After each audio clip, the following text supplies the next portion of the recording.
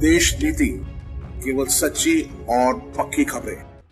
दोस्तों, आपने एक कहावत तो सुनी ही होगी कि सियानी बिल्ली खम्मा नोची। नरेंद्र मोदी क्या अब इस पर आ गए हैं कि अगर वो 5 राज्यों के चुनाव में अपनी सुनिश्चित हार को देखते हुए ईडी के जरिए चुनाव को प्रभावित करने की कोशिश कर रहे हैं? क्या वो एजेंसियों का इस्तेमाल अब इस हद तक करेंगे कि उन्हें संविधान की मर्यादाओं का कतई ख्याल न रहेगा? क्योंकि आज ही राजस्थान जब चुनाव घोषित हो चुके हैं, तारीखें तय हो चुकी हैं, 3 दिसंबर को रिजल्ट आना है, उस बीच में राजस्थान कांग्रेस के अध्यक्ष पर ईडी के छापे किस तरफ संकेत करते हैं? क्या ये अघोषित आपातकाल है या ये हार का डर है? और इस हार के डर में नरेंद्र मोदी किस हद तक चले जाएंगे, इसके बारे में कौन सोचता था? 5 राज्यों में हालात ये है कि भारतीय जनता पार्टी को कहीं से भी जीत की सूरत नहीं दिखाई पड़ रही। एक ही राज्य है राजस्थान, जहां पर उसकी कुछ उम्मीदें हैं, और वो भी उम्मीदें रवायत की वजह से, क्योंकि पिछले 3 दशक से राजस्थान में हर 5वें साल सरकार बदल जाती है। लेकिन इसी रवायत और इसी टोटके को ध्यान में रख करके नरेंद्र मोदी ने वहां की सबसे कद्दावर लीडर वसुंधरा राजे तक को किनारे लगा दिया, और ये काम उन्होंने कर्नाटक में भी किया था। बीएस येदियुरप्पा, मशहूर लिंगायत नेता, नरेंद्र मोदी से ज्यादा राजनीतिक अनुभव रखने वाले और कर्नाटक में भारतीय जनता पार्टी को ले जाने वाले, वहां पर कमल खिलाने वाले येदियुरप्पा के साथ जो नरेंद्र मोदी ने किया था, उसका खामियाजा उन्हें चुनाव में भुगतना पड़ा। 16 रैलियों और 9 रोड शो के बावजूद नरेंद्र मोदी को जो नतीजा मिला था कर्नाटक में, उसके बाद ये बातें तय हो गई थी कि अब उनके चेहरे पर लोग वोट नहीं करते। ऑर्गेनाइजर ने भी लिखा कि नरेंद्र मोदी के ब्रांड और हिंदुत्व के आधार पर अब चुनाव नहीं जीते जा सकते, इसलिए दूसरी रणनीति बनाई। अब इन 5 राज्यों की स्थिति को आप देख लीजिए। मैं सबसे पहले नॉर्थ ईस्ट चलता हूं। मिजोरम में जो नेशनल फ्रंट की सरकार है, जोरमथंगा वहां के मुख्यमंत्री हैं, उन्होंने तो अभी घोषित रूप से ऐलान कर दिया है कि वो नरेंद्र मोदी के साथ बैठ नहीं सकते। तेलंगाना में हालत तो ये है कि वहां पर भारतीय जनता पार्टी इस बात को समझ गई है कि अगर वो चुनाव मैदान में आती है तो कांग्रेस को बहुत आसान जीत हासिल हो। राहुल गांधी की वो रैली जिस समय बंगलौर में इंडिया अलायंस की बैठक हुई थी, उसके ठीक उसी दिन हजारों नहीं लाखों, दसियों लाख लोग उस रैली में थे। सांझ का समय था, दूधिया रोशनी में दूर तक लोग राहुल गांधी को देखने के लिए उमड़ पड़े थे, और उस रैली ने ही इस बात को रेखांकित कर दिया था कि तेलंगाना में कांग्रेस पार्टी बहुत मजबूती के साथ उभर रही है।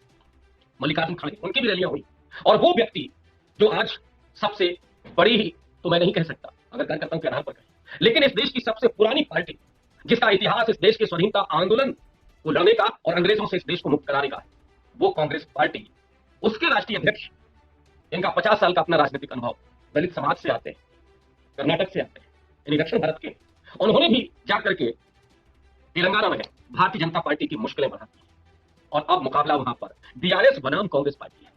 ले दे करके बचता है राजस्थान, और राजस्थान वो राज्य है जहां पिछली बार कांग्रेस पार्टी बहुमत से 1 अंक पीछे रह गई थी। हालांकि बीजेपी और भी ज्यादा पीछे, उसको 73 सीटें मिली थी, कांग्रेस को 100 सीटें मिली थी। तो 200 सदस्यों वाली विधानसभा में, जहां पर यह रवायत है कि हर 5वें साल पर सरकार बदलती है, अशोक गहलोत इस बार मजबूत पड़ते हुए दिखाई पड़े। सचिन पायलट के साथ उनके कुछ मतभेद हुए थे, और यहां तक कि भारतीय जनता पार्टी और बीजेपी के चाणक्य माने जाने वाले अमित शाह ने खेल करने की कोशिश तो की थी। सचिन पायलट बगावत करके अपने कुछ समर्थक विधायकों के साथ मानेसर पहुंच गए थे, हरियाणा, जहां पर बीजेपी की सरकार है, खट्टर मुख्यमंत्री है, लेकिन बीजेपी ये कहती रही कि हम इसके पीछे नहीं है, हमारा इससे कोई लेना देना नहीं। सचिन पायलट लंबे समय तक कशमकश करते रहे, लेकिन अशोक गहलोत ने परिस्थितियों को संभाल लिया। सचिन पायलट लौट आए, और आज की तारीख में सचिन पायलट और अशोक गहलोत बिना किसी मनभेद के एकजुट होकर के चुनाव मैदान में लड़ाई लड़ रहे हैं। प्रियंका गांधी उनकी लीडर वहां पर दिखाई पड़ रही है, तो दोनों को जोड़ रहे हैं। अभी कल ही एक और उन्होंने चुनावी वादा किया, बहुत महत्वपूर्ण वादा। कांग्रेस पार्टी जो भी वादे कर रही है बुनियादी वादे, जुमला नहीं है। प्रियंका गांधी ने कहा कि नरेंद्र मोदी जो लिफाफा दिखाते हैं वो खाली होता है, लेकिन हम घर की जो महिला है, उस मुखिया महिला को 10,000 रुपए प्रति वर्ष देंगे, 2-3 किस्तों। सिलेंडर भी उन्होंने कहा कि हम उसकी संख्या बढ़ा देंगे, जो 5 रुपए का सिलेंडर है। और अशोक गहलोत की एक योजना तो पूरे भारत में चर्चित हुई है, यहाँ 25 लाख रुपए का इंश्योरेंस है, मेडिकल इंश्योरेंस है। कोई भी गरीब आदमी किसी भी बड़ी हॉस्पिटल में इलाज करवा सकता है। तो जो लोक कल्याणकारी योजना, ओल्ड पेंशन स्कीम जैसी बात की प्रियंका गांधी ने और कांग्रेस पार्टी ने कई राज्यों में, चाहे वो हिमाचल प्रदेश हो, कर्नाटक हो, इन राज्यों में ओल्ड पेंशन स्कीम लागू करके ये दिखा दिया है कि ये किया जा सकता है।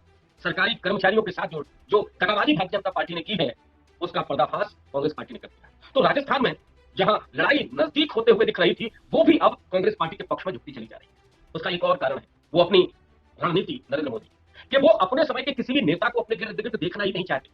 अजीब किस्म का कॉम्प्लेक्स उनके भीतर है। वसुंधरा राजे को भी वो झुकाना चाहते थे, लेकिन वसुंधरा राजे ने जो भी बात की तो आंखों में आंखें डाल करके बात की। वसुंधरा राजे ने दिल्ली की तरफ कुछ नहीं किया, जबकि उनको कहा गया कि वो दिल्ली आकर के राजनीति करें, लेकिन वो राजस्थान में ही राजनीति करना चाहती थी और आज भी वो उसी के लिए प्रयत्नशील है। लेकिन वहां पर 7 सांसदों को टिकट देकर के वही मध्य प्रदेश वाला दाव खेला है नरेंद्र मोदी ने, लेकिन वो क्या कामयाब हो पाएगा? वसुंधरा राजे के सामने दिया कुमारी को खड़ा किया गया है, राजवर्धन राठौर है, लोकसभा अध्यक्ष ओम बिरला है, मेघवाल साहब हैं कानून मंत्री। ये जो तमाम लोग हैं जिनके अपने मंसूबे, जिनकी अपनी महत्वाकांक्षाएं मुख्यमंत्री बनने की हैं, सिर्फ मुटव्वल जारी है, एक दूसरे के समर्थक झगड़ रहे हैं और राजस्थान में जो रवायत है वो रवायत इस बार बदलते हुए दिखाई पड़ रही है। ऐसे में नरेंद्र मोदी की घबराहट और जो मैंने मुहावरा कहा था, खिसियानी बिल्ली खम्मा नोचे, वो उसी हालत में पहुंच गए।